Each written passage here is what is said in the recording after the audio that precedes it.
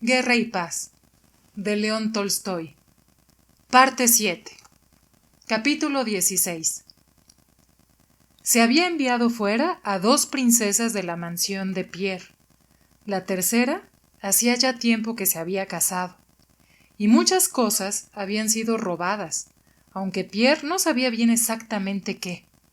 Se dispuso a dirigir la recogida de la galería de cuadros, pero tras ver la gran cantidad de objetos de valor y los escasos medios y tiempo para recogerlos, delegó el asunto en el mayordomo y no se inmiscuyó más en él. No quería ir a ninguna parte, preferentemente porque le daba vergüenza imitar a todos los hombres débiles y mujeres que huían. No hacía más que confiar en un último combate, un combate desesperado como el de la defensa de Zaragoza. Luego, cuando se supo que ese combate no tendría lugar, le quedó tan poco tiempo que no pudo tomar una nueva determinación. Turbadamente se le aparecía 666 y Pierre de Bechouf, pero lo que principalmente agitaba su inquietud era mostrar que en realidad nada le importaba, como ya una vez había sentido y manifestado en una reunión de la nobleza. La principal sensación que le embargaba era ese sentimiento ruso que hace que el mercader borracho rompa todos los espejos de su casa. Un sentimiento que expresa un juicio supremo de todas las condiciones de la verdad de la vida sobre la base de alguna concepción confusa de la verdad. Lo que no pensaba Pierre, pero el instinto le dio a entender que era una cuestión ya resuelta en cuanto sopesó permanecer en Moscú, era quedarse en Moscú no bajo su nombre y título de conde de Besukhov y como yerno de uno de los cortesanos más importantes, sino en calidad de su mayordomo. Trasladó su cama y sus libros a la otra ala del edificio y se acomodó detrás del tabique de la habitacioncita donde vivían el mayordomo con su anciana tía, su esposa y su cuñada, una viuda animada, mujer bella y delgada, que algún tiempo atrás fue el primer amor de Pierre, y que luego sufrió muchos reveses y alegrías, trabando íntima amistad con muchos de los más ricos jóvenes personajes de Moscú. Ya no era joven, pues se cubría con un pañuelo, llevaba trencitas y tenía unas mejillas sonrosadas y marchitas, unos miembros musculosos, pero delgados, y unos maravillosos y brillantes ojos que siempre estaban alegres. La relación, que acabó de manera muy agradable para Mavra Kondratevna por parte de Pierre, había caído ahora en el olvido. Mavra Kondratevna se mostraba con Pierre respetuosamente familiar y divertía a todo su círculo de amistades con su ingenio y agudeza. Vistió a Pierre con un armiac de Stepka, que primero hirvieron, y ella misma, engalanándose, salió con Pierre al encuentro de los franceses. En la taberna se oyó un grito, recibieron el alto y a través de un polaco les preguntaron: ¿dónde están los habitantes? ¿Quién es él? ¿Cuál es el kostiol? Señalando a una catedral. Mavra Kondratevna, riéndose, aconsejó a Pierre ser más amable con ellos. A Pierre le resultaba terrible y alegre pensar que él ya estaba en llamas y que ya había quemado sus naves. Caminó todo el rato, contempló de cerca a las diferentes tropas y vio rostros humanos, vivos, bondadosos, cansados y dolientes, que muy a su pesar le parecieron simpáticos. Gritaban «¡Viva el emperador!» y hacia el final hubo momentos en los que a Pierre le pareció que así tenía que ser y que llevaban razón. Incluso a él mismo le dieron ganas de gritar. Se enteraron de que Napoleón se hallaba en el arrabal de Dragomilovsky y regresaron. Mavra Kondratevna, ataviada con un vestido rosa y un pañuelo de seda de color lila, volvió sola sin asarse lo más mínimo y guiñando el ojo a los franceses. Pierre se fue solo a la calle Staraya Koniushennaya a ver a la princesa Chirgásova, una ancianísima moscovita que, según tenía entendido, no había huido de Moscú. Pierre fue a visitarla porque no tenía otro sitio a donde ir, y se alegró de acudir a verla. En cuanto entró en su antesala, sintió el habitual olor a rancio y a perro. En la antesala vio a un anciano lacayo, una doncella y una bufona. En las ventanas había unas florecitas y un loro. Todo estaba como de costumbre, así que recobró su anterior condición de ruso. ¿Quién es? Se oyó la voz de la anciana, estridente y rezongante. Pierre pensó involuntariamente en cómo osarían entrar los franceses tras oír semejante grito.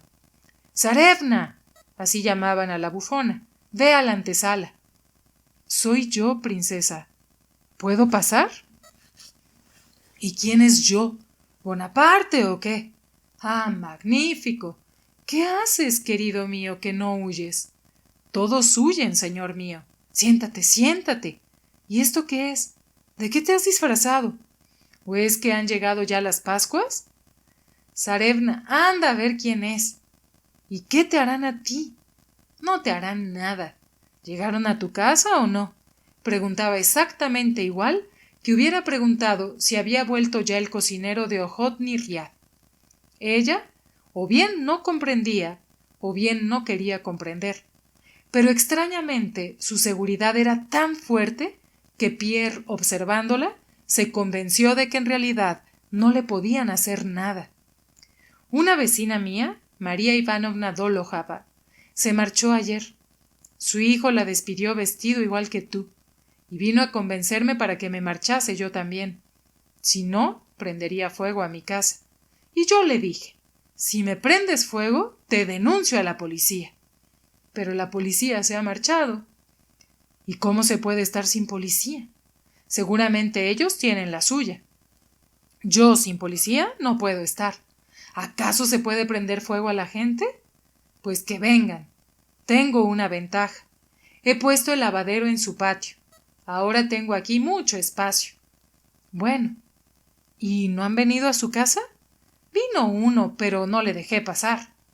En ese instante se oyó un golpe en la portezuela y rápidamente entró un húsar.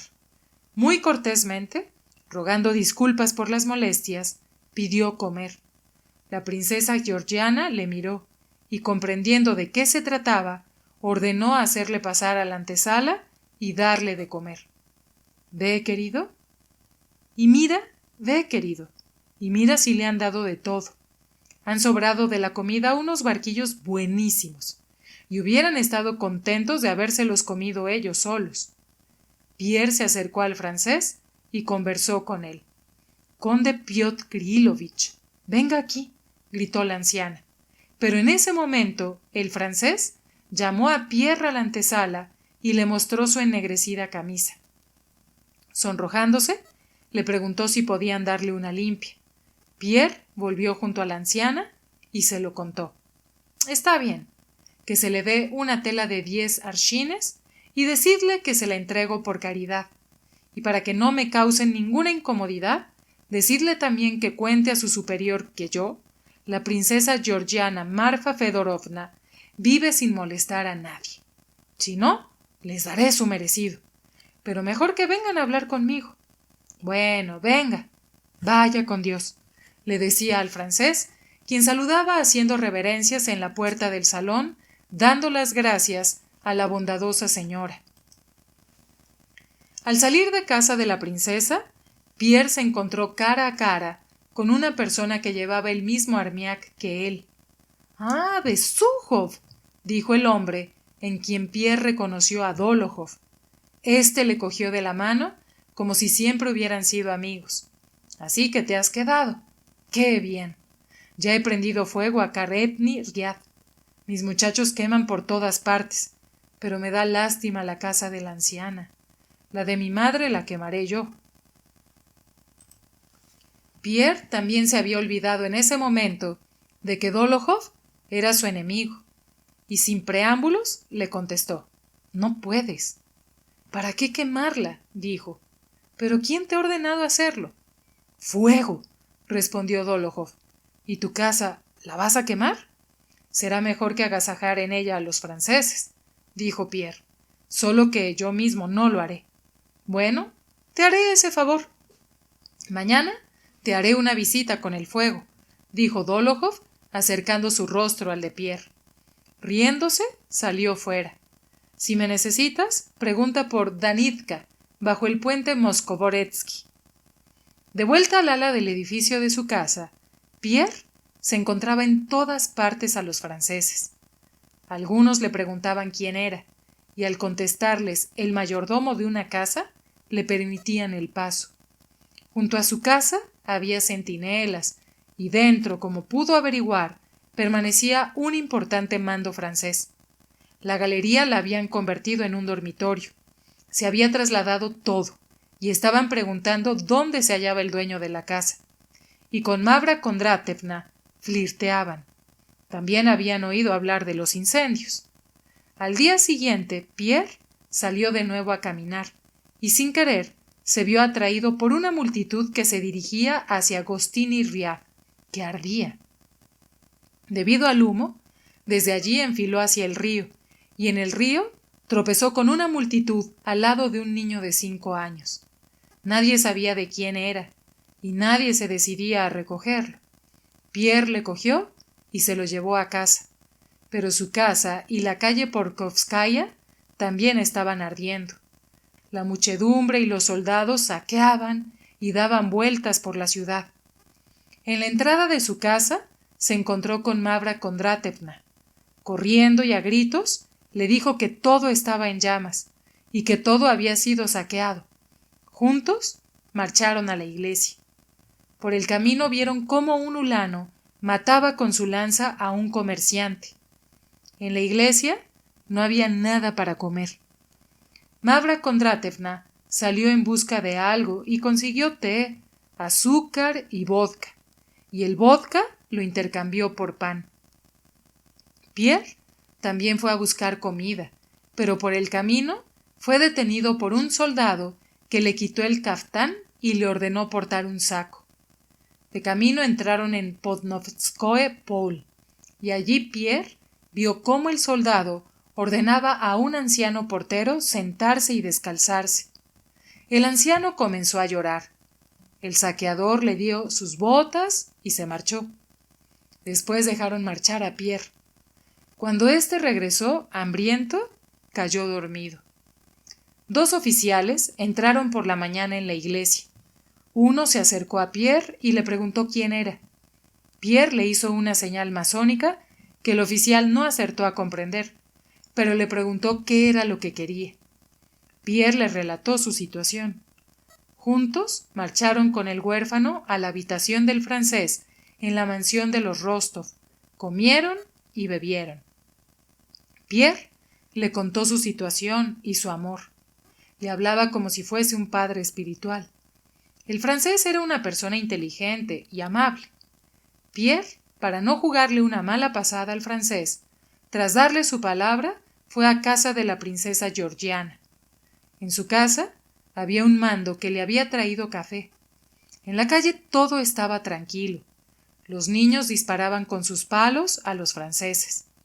En la calle de al lado había ocurrido un acontecimiento: el asesinato de una cocinera por haber prestado un servicio a los franceses.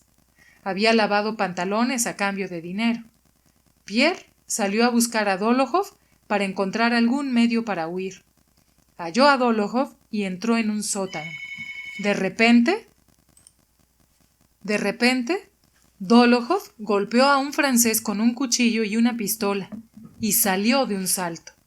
Apresaron a Pierre y le condujeron a de Vichy-Paul, ante Davout. Delante de él fusilaron a 5 personas. A él le encerraron en una capilla. Para los franceses, una capilla tan solo significaba un sitio. Las señales masónicas, en principio, no sirven de ayuda. Capítulo 17. En San Petersburgo, tras la llegada del zar proveniente de Moscú, se habían hecho muchos preparativos para la partida. En las altas esferas, con más ardor que nunca, discurría una complicada lucha de partidos: el de Rumianstev, el de los franceses, el patriótico de María Fedorovna, agraviado por el mismo zar, el incoherente partido del Cesarevich, ahogado y reforzado por el zumbido de los zánganos. Pero la vida discurría como siempre, vanidosa y frívola, tranquila, lujosa y solo preocupada por los símbolos de la existencia. Por culpa de esta vida, se necesitaban hacer mayores esfuerzos para tener conciencia de la difícil y peligrosa posición del Estado. Así eran también las salidas, incluso los bailes, el teatro francés, los intereses de la corte, los líos amorosos del servicio y el comercio. Solamente, en las más altas esferas, se realizaban esfuerzos para recordar la situación en la que se encontraba el Estado. Y así, en casa de Ana Pavlovna, el 26 de agosto, el mismo día de la batalla de Borodino, tuvo lugar una velada cuyo momento estelar debía ser la lectura de una carta del Santísimo, que mandaba a su Majestad un icono de San Serguei. Se dio lectura a la carta con un elocuente espíritu patriótico. Debía leerla el mismo príncipe Vasili, que era célebre por su arte en la lectura. Se la leyó por 2 veces a la zarina. Y el arte en la lectura se consideraba que consistía en ir pasando palabras en voz alta de manera armoniosa, bordeando entre los aullidos desesperados y el tierno murmullo con total independencia de su significado. Es decir, no importa en absoluto en qué palabra se produce el aullido y en cuál el murmullo. Esta lectura, como todas las veladas de Ana Pavlovna, poseía un significado político. Se habían reunido a mucha gente, y también a quienes se debía avergonzar por su enfervorizada asistencia al teatro francés. Ana Pavlovna todavía no había visto en el salón a todas las personas que necesitaba ver, y por ello entablaba conversación común. En un extremo se estaba hablando de Helene, y se contaba con pesar el asunto de su enfermedad. Había sufrido un aborto, y los médicos habían perdido la esperanza de su curación. A un lado, las malas lenguas decían que había sido horrible abortar ahora, cuando ya estaba de 9 meses y vivía separada del marido. Bueno, admitámoslo, dijo otro, es el secreto de la comedia, y citó a una personalidad muy importante que se pasaba la mayor parte del tiempo en el ejército. Pero el caso es que la crónica de escándalos habla de que ella tampoco le fue fiel a esa persona, y que el inesperado regreso de ésta, mientras otro joven húsar aún estaba aquí, fueron las razones de su espanto. Es una lástima. Es una mujer extraordinariamente inteligente. Ah, están hablando de la pobre condesa, dijo Ana Pavlovna acercándose. Ay, qué lástima me da. No es solo una mujer inteligente, menudo corazón. ¿Y de qué modo tan infrecuente se formó? Discutía mucho con ella, pero no puedo dejar de quererla. ¿Es posible que no haya esperanzas? Es horrible.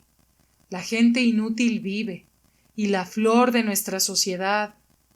No terminó de hablar, y se dirigió a Bilibín, quien en otro círculo, habiendo arrugado la piel de su frente y disponiéndose a relajarla, para decir una de sus frases, hablaba de los austriacos.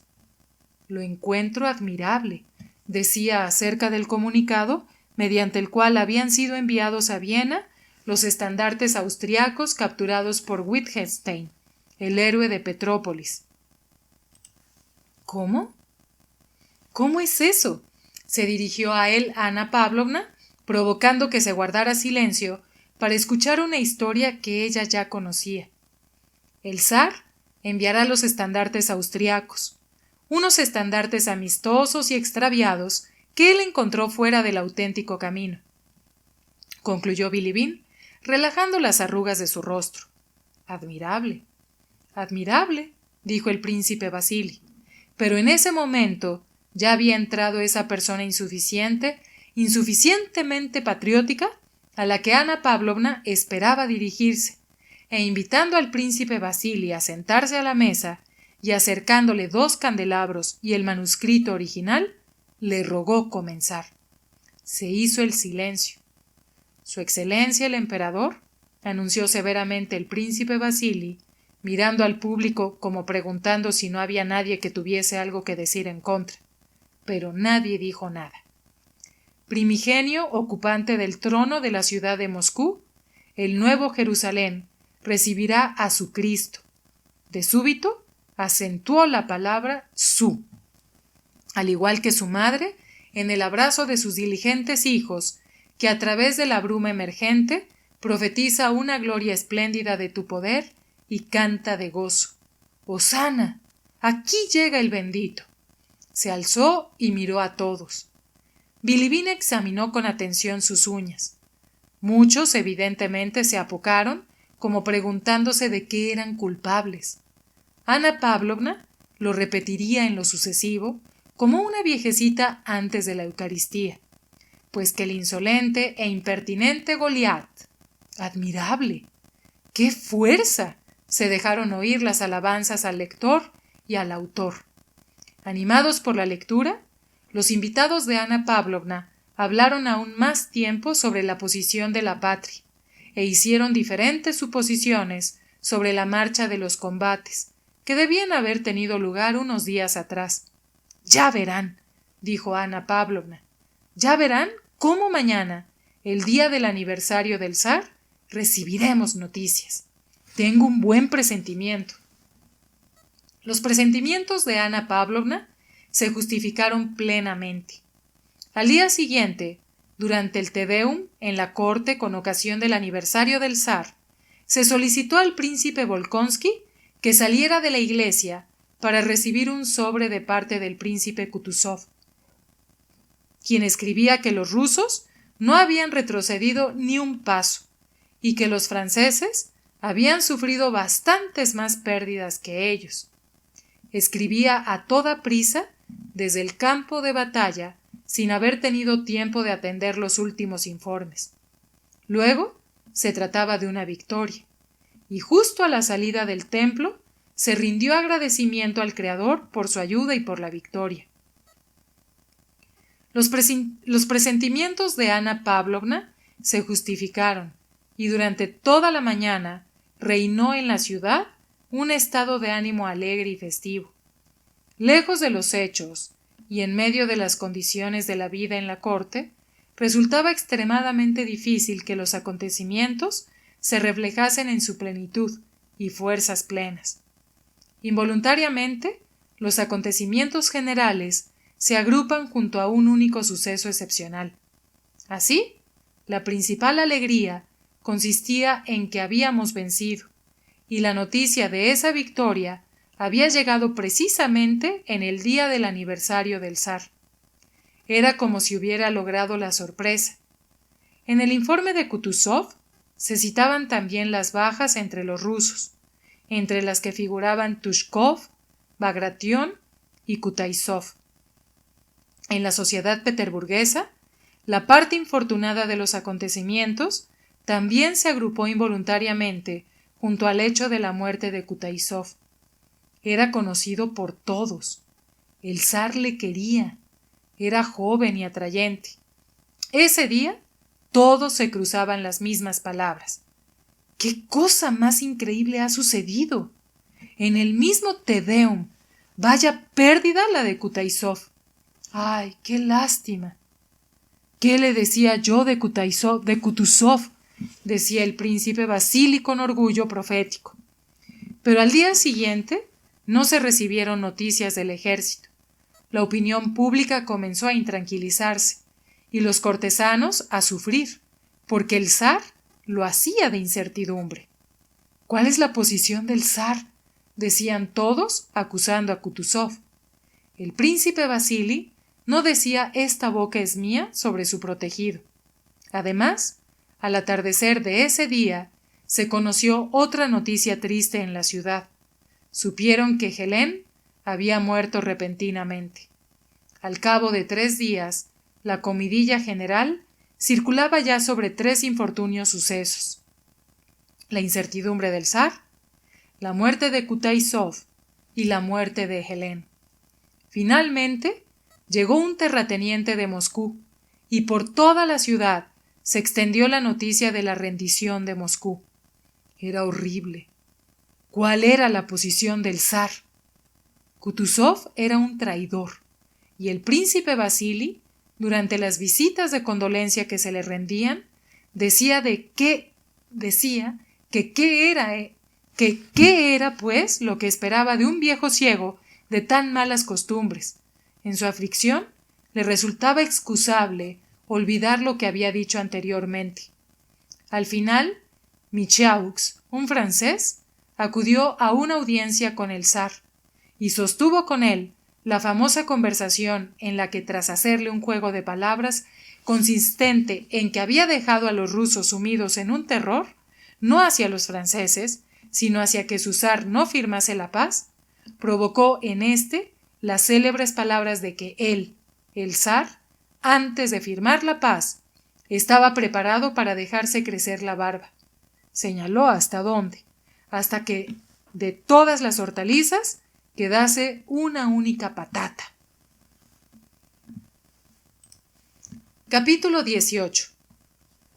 El 1 de octubre, en Pokrov, en Devichye Pol, las campanas del monasterio doblaron, pero no sonaban a la manera rusa. Pierre salió de la cabaña construida en Devichye Pol y contempló el campanario. Eran 2 ulanos franceses los que estaban tocando las campanas. ¿Es bien?, preguntó un ulano a Pierre. No, muy mal, dijo Pierre, añadiendo en francés que para tocar las campanas hace falta gente que sepa hacerlo. ¿Y cómo hay que hacerlo? Dígamelo, por favor. Este hombre hablaba francés. Pero el centinela que montaba guardia junto al barracón, al pasar junto a él con el rifle, dijo sin darse la vuelta: «Vuélvase». Y Pierre volvió a entrar en el barracón, donde, en torno a las paredes, estaban sentados y tumbados unos 15 prisioneros rusos. «Tito», le dijo el pequeño de 5 años, empujándole con la pierna. «Suéltalo». Pierre alzó la pierna. Había pisado por descuido un trapo que había extendido el niño. Levantó la pierna y lo miró. Sus pies descalzos le asomaban por unos pantalones grises que no eran suyos, anudados por consejo de uno de sus camaradas de cautiverio, un soldado con un cordelito a la altura de los tobillos. Pierre extendió sus pies desnudos y comenzó a mirar sus grandes dedos gordos y sucios.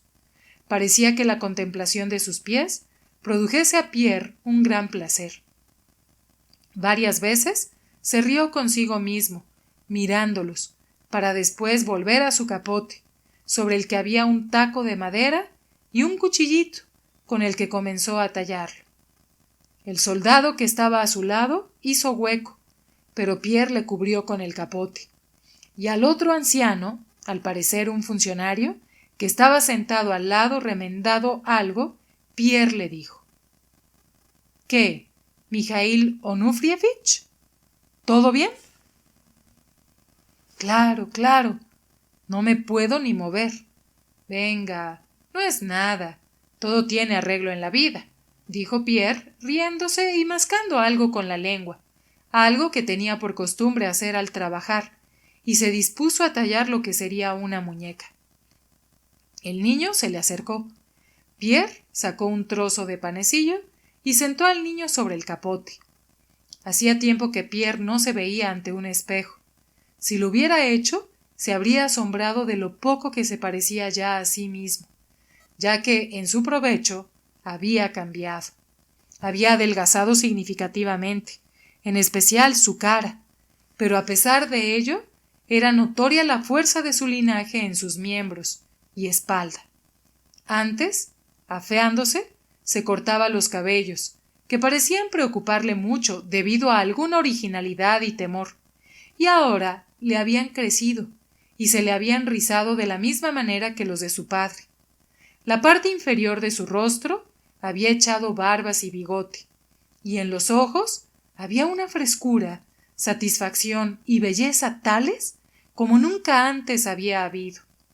Llevaba puesta una camisa fina, resto de su anterior grandeza, pero hecha jirones y sucia.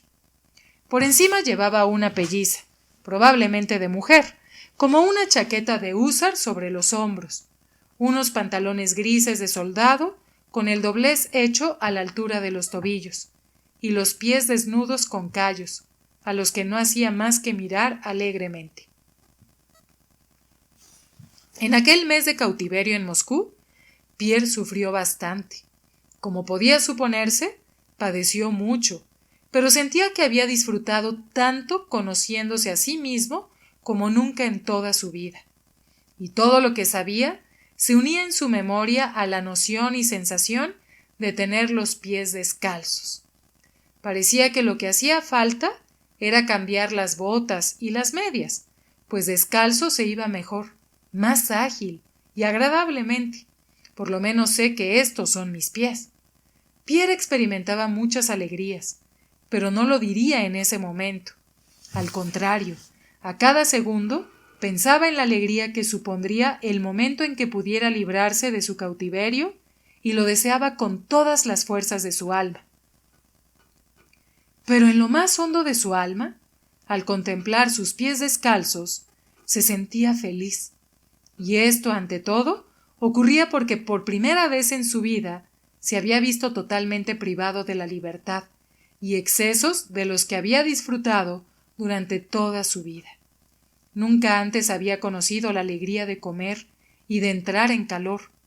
En segundo lugar, tenía algo que desear. Tercero, especialmente gracias al niño que se había encontrado, sentía que en los estrechos límites de la libertad en los que actuaba, era donde había obrado de mejor forma. Cuarto, porque contemplando el abatimiento de toda aquella gente que le rodeaba, se decía que no valía la pena entristecerse. Y de hecho no lo hacía, sino que se alegraba con esas alegrías de la vida de las que no se puede privar a nadie. Y quinto, y más importante, que por la libertad que sentía entonces con sus pies descalzos, sentía que se deshacía de un mar de prejuicios de los que antes pensaba carecer. Sentía cuán lejos estaban de él conceptos ajenos como la guerra, caudillo, heroísmo, estado, dirección o ciencia filosófica, y cuán cercanos le resultaban los del amor humano, la compasión, las alegrías, el sol y el canto. Las 5 horas que permaneció en la capilla fueron sus momentos más difíciles. Vio que todo ardía, que todos se marchaban y que se habían olvidado de él. Se sintió físicamente muy mal y, asomándose a la rejilla, comenzó a gritar: «Si me queréis quemar vivo, decídmelo, y si lo hacéis por descuido, tengo el honor de recordároslo». El oficial que pasaba por su lado no dijo nada, pero pronto llegaron a por él, le agarraron, y junto con los otros, le llevaron a través de la ciudad a su celda de arresto de la calle Pokrovskaya. Después, por 2 veces, le condujeron a una casa donde le interrogaron acerca de su participación en los incendios. Le llevaron a Devichye Pol y desde allí ante Davout. Davout escribió alguna cosa y, volviéndose, miró a Pierre atentamente y dijo: «Conozco a este hombre. Ya le he visto. Fusiladle». Pierre se quedó frío y comenzó a hablar en francés. «Usted no puede conocerme, porque yo nunca le he visto». «Ah, si habla francés», dijo Davout, mirando otra vez a Pierre. Se miraron mutuamente durante un minuto. Esa mirada salvó a Pierre. En ella, además de todas las condiciones de la guerra y de un juicio, entre esas dos personas se establecieron relaciones humanas. En ese instante, ambos experimentaron una incontable cantidad de cosas e ideas. Los dos eran hijos de este planeta. Los dos tenían o habían tenido una madre que les quería y a la que querían. Los dos hacían el bien y el mal, y se enorgullecían, envanecían y arrepentían. Pierre comprendió su salvación en la diferencia entre esa segunda y primera miradas. Tras la primera mirada, comprendió que Davout, quien solo levantaba la cabeza para el recuento de los pabellones, donde los asuntos cotidianos se nombraban con números, era un metódico del deber que era cruel no porque le gustara la crueldad, sino porque le gustaba la exactitud en el trabajo, y le gustaba, envaneciéndose con su amor al deber, mostrar que toda la ternura de la compasión no es nada en comparación con el deber en sí. Tras esa primera mirada, Davout le hubiera fusilado si su vil proceder no hubiera cargado su conciencia. Pero ahora el asunto no lo trataba con él, sino con un hombre. ¿Por qué no dijo que conocía nuestra lengua? No lo estimé necesario. Usted no es quien dice. Sí, tiene razón, pero no puedo decirle quién soy. En ese momento entró el ayudante de Davout, y éste ordenó llevar a Pierre a la ejecución. Se lo dijo de un modo poco claro. Pierre pensó que era posible entender aquello o bien como su fusilamiento, o bien como si tuviera que asistir a una ejecución, de cuyos preparativos tenía cuenta. Pero no podía volver a preguntarlo. Giró la cabeza y vio cómo el ayudante volvía a preguntar algo. «Sí, sí», dijo Davout. ¿Qué era lo que significaba sí? Pierre lo desconocía. Los dos centinelas le llevaron al río. Allí había una muchedumbre en torno a un poste y un foso. La muchedumbre se componía de un pequeño número de rusos y una gran cantidad de tropas napoleónicas fuera de formación, y también de alemanes, italianos y españoles que sorprendían por su murmullo. De derecha a izquierda se hallaban dos filas de soldados franceses. Dos secciones, con 5 rusos en el medio, se acercaron al poste. Se trataba de incendiarios desenmascarados. Pierre se detuvo junto a ellos. El comandante de la sección preguntó con tristeza: ¿Este también?, mirando de pasada a Pierre. A Pierre le resultaba incomprensible cómo a él, el conde Besújov, la vida podía resultarle tan ligera en las balanzas de aquella gente. «No», dijo el ayudante, «solo que asista». Y comenzaron a cuchichear algo. Los tambores empezaron a redoblar e hicieron caminar a los rusos de frente. Pierre los examinó a todos. Para él, para un ruso, todos tenían un significado. Ahora, por los rostros y los cuerpos, reconoció de quiénes se trataba. Había 2 personas de los que desde la infancia suscitaban el temor de Pierre. Eran 2 presidiarios rasurados, uno alto y delgado, y otro moreno, velludo, musculoso y de nariz chata. El tercero era un obrero industrial, delgado y pálido, de unos 18 años, vestido con una bata. El cuarto era un mújic muy apuesto, con barba cerrada de color castaño claro y ojos negros. Y el quinto, bien un funcionario, bien un siervo. Tendría unos 45 años, el pelo cano y un cuerpo grueso y bien cebado. Pierre escuchó que los franceses deliberaban cómo fusilarles. No podía ser de 2 en 2, y se lamentaron de que fueran impares.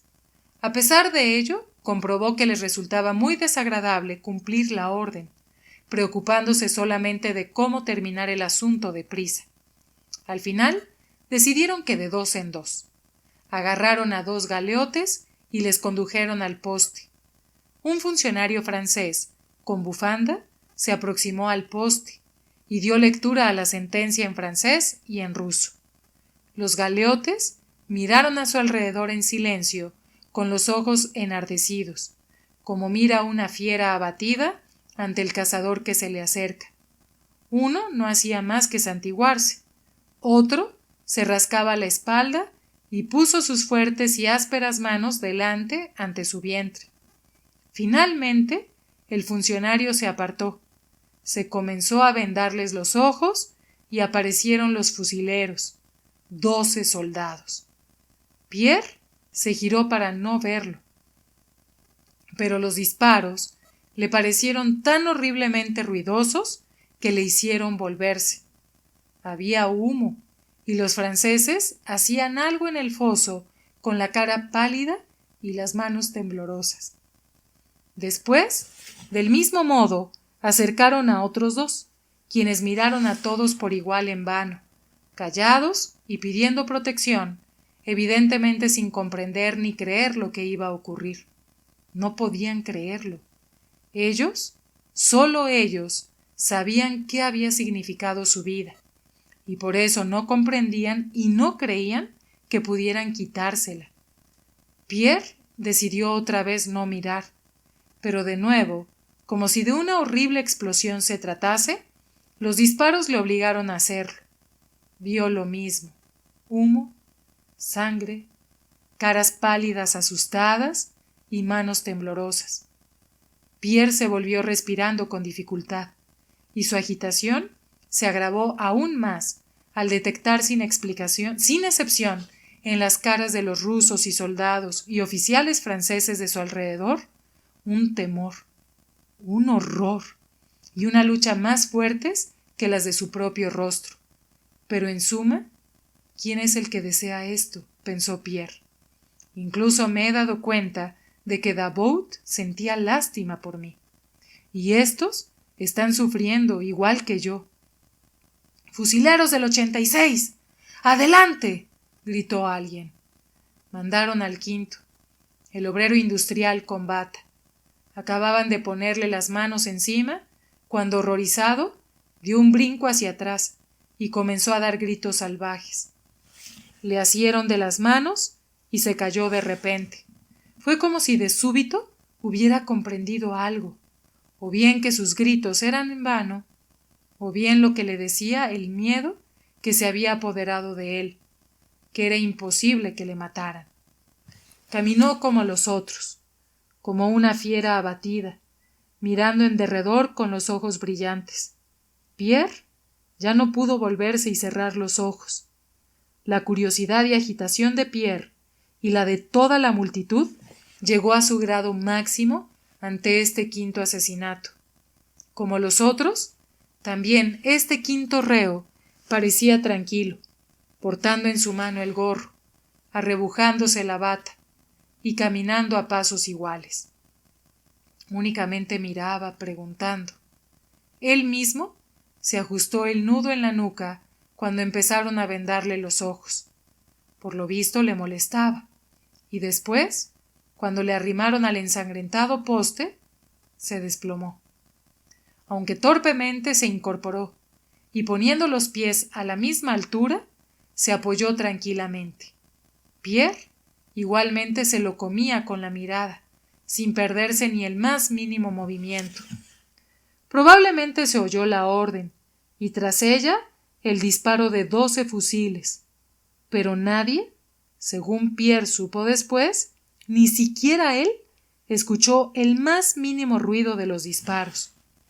Únicamente vieron cómo el obrero se aflojó de las cuerdas, cómo apareció la sangre por 2 sitios, y cómo las mismas cuerdas se desanudaron debido al peso del cuerpo que colgaba, quedando el obrero en vilo con la cabeza y piernas dobladas de una manera poco natural. Alguien gritó y se acercaron a él con la cara pálida. A uno le temblaba la mandíbula cuando le desató, y arrastraron apresuradamente del poste. Con una torpeza horrorosa. Empezaron a amontonarles en el foso, como hacen los criminales para ocultar las huellas de su crimen. Pierre echó un vistazo al foso y vio que el obrero industrial yacía con las rodillas hacia arriba, cerca de su cabeza, y con un hombro más alto que el otro. Ese hombro bajaba y subía espasmódicamente y con uniformidad, pero ya estaban echando paletadas de tierra sobre él. El centinela, enfadado y agitado, gritó con maldad a Pierre para que se retirara. Se escucharon los pasos de los que lo hacían. 12 fusileros se unieron a él a la carrera, mientras llegaban 2 compañías. Ya se habían unido a sus posiciones, cuando un joven soldado rubio, con chacó, se cayó sin fuerzas hacia atrás, soltando el rifle. Boquiabierto de horror, permanecía aún frente al foso, con los ojos abiertos de par en par, en lugar desde el que había disparado, y como un borracho, se tambaleaba dando algunos pasos hacia adelante y hacia atrás para sostener su propio cuerpo, que se caía. Hubiera caído de no haber salido de entre las filas un cabo que, agarrándole por el hombro, le arrastró hasta la compañía. Todos empezaron a disolverse con la cabeza gacha y el rostro avergonzado. Así aprenderán a no prender fuego, dijo alguien, pero era evidente que solo lo dijo para envalentonarse, pues al igual que los otros, estaba aterrorizado, afligido y avergonzado de lo que se había hecho. A partir de ese día, Pierre fue puesto en cautiverio. Al principio se le acomodó en un lugar especial y le alimentaron bien, pero después, hacia finales de septiembre, le trasladaron a un barracón común y por lo visto se olvidaron de él. Allí, en el barracón común, Pierre repartió sus botas y todas sus cosas entre los demás y vivió en espera de su salvación en una situación en la que ya se había encontrado el 1 de octubre. Pierre no hizo allí nada en especial, pero entre todos los prisioneros hicieron algo que posibilitaba que, sin querer, todos se dirigieran a él. Aparte de que Pierre hablaba francés y alemán, había centinelas y bávaros.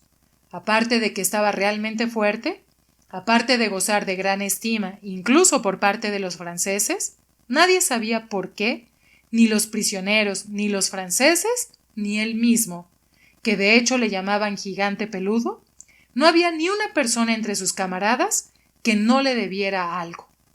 A uno le ayudó a trabajar, a otro le dio vestido, a otro le divertía, por otro hizo gestiones ante los franceses. Su principal cualidad radicaba en que su carácter era siempre inmutable y alegre. Todavía, sin haber terminado de tallar su palito, Pierre se tumbó en su rincón y se adormeció.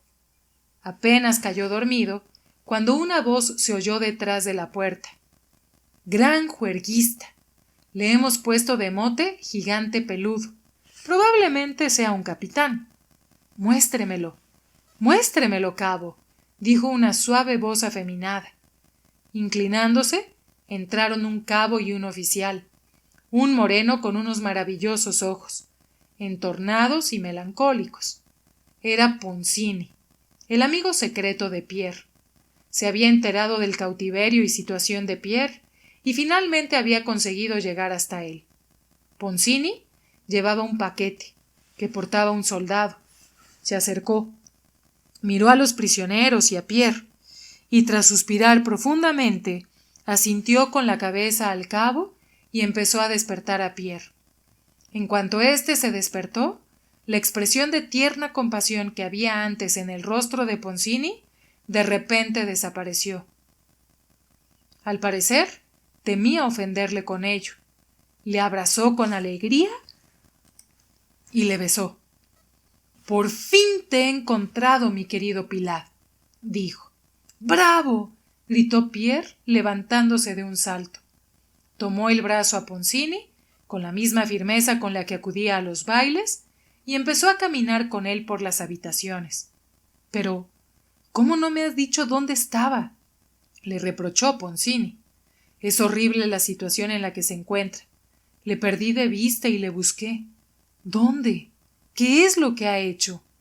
Pierre contó alegremente sus aventuras, el encuentro con Davout y el fusilamiento que había presenciado.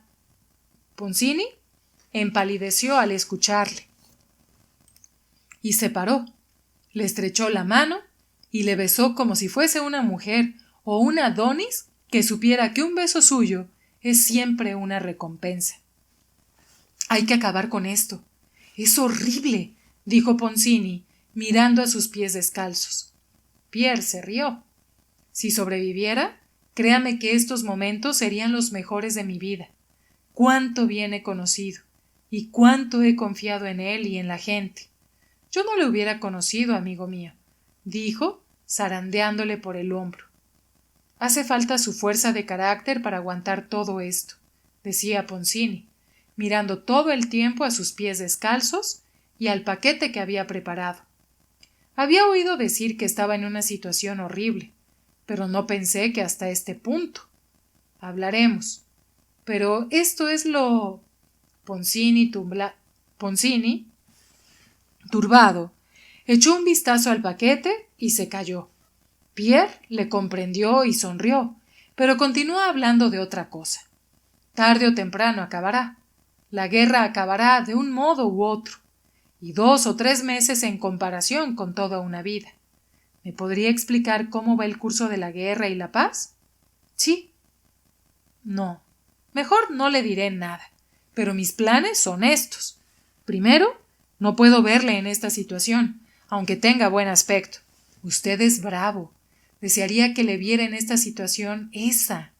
Pero, ¿cómo? Y Ponzini, de nuevo, echó un vistazo al paquete y guardó silencio. Pierre le entendió y, tomándole de la mano, le tiró de ella y dijo: Deme su paquete bienhechor. No me avergüenza aceptar sus botas después de que alguien me las quitara a mí de mis casas de, como mínimo, 8 millones de francos. No pudo contenerse para no decirlo, aun suavizando con una sonrisa alegre y bondadosa la expresión de sus palabras, más vigorosa que si lanzara un reproche a los franceses. Solamente quiero que vea una cosa, dijo, concitando la atención de Ponzini sobre los ávidos ojos de los prisioneros que se afanaban en deshacer el envoltorio desde el que se divisaban unos panes, jamón y también unas botas y ropa. Habrá que compartirlo con mis camaradas de infortunio, ya que soy más fuerte que todos ellos, y tengo menos derecho a todo esto, dijo, no sin vanidoso deleite, al ver el asombroso entusiasmo en el rostro del melancólico, bueno y simpático de Ponzini. Para que la cuestión del paquete no interfiera en la conversación con la que ambos se preciaban, Pierre repartió el contenido del mismo entre sus camaradas, y dejándose para sí 2 panes blancos con una loncha de jamón, de los que empezó a comerse uno de inmediato, salió con Ponzini al campo a caminar frente al barracón. El plan de Ponzini consistía en lo siguiente. Pierre debería anunciar su nombre y título, y entonces no solamente sería puesto en libertad, sino que Ponzini le explicó que el mismo Napoleón deseaba verle, y muy probablemente enviarle a San Petersburgo con una misiva, como ya había sucedido. Pero tras percatarse de que estaba hablando de más, Ponzini únicamente rogó a Pierre que se mostrara de acuerdo. No me estropee todo mi pasado, dijo Pierre. Me he dicho a mí mismo que no quiero que sepan mi nombre y no lo haré. Entonces hacen falta otros medios. Haré unas gestiones, pero temo que mis peticiones resulten vanas. Es bueno saber dónde se encuentra. Tenga la seguridad de que mis paquetes serán tan abundantes que se podrá quedar lo que necesite. Gracias. Bueno, ¿qué hay de la princesa? ¿Goza de perfecta salud y tranquilidad? Ay, querido mío, qué cosa más horrorosa es la guerra. Qué cosa tan mala y sin miedo y sin sentido. Pero es inevitable, eterna y una de las mejores armas para que se manifieste la bondad de la humanidad, habló Pierre. Me habla de mis desgracias, y yo ahora, con frecuencia, me encuentro muy feliz. Por primera vez me he conocido a mí mismo, a la gente y mi amor por ella. Bueno, ¿tenía usted unas cartas? Sí, pero se puede imaginar que mi madre sigue sin querer ni oír hablar de mi casamiento. Pero me es indiferente. Después de hablar hasta entrada la tarde, y con la luna ya en lo alto, los dos amigos se separaron. Al despedirse de Pierre, Poncini comenzó a llorar y se prometió hacer todo lo posible para salvarle. Se marchó.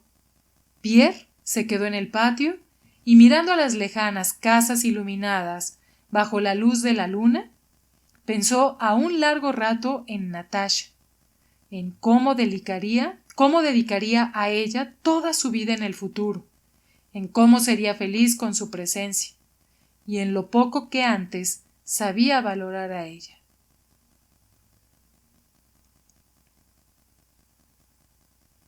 Al día siguiente, Poncini envió un carro cargado con cosas y Pierre consiguió unas botas de fieltro. Al cabo de 3 días los reunieron a todos y se los llevaron por el camino de Smolensk. En la primer jornada, un soldado se quedó rezagado y un francés, rezagado también, le mató. El oficial de la escolta le explicó a Pierre que había que marchar y que había tantos prisioneros que los que no quisieran hacerlo serían fusilados.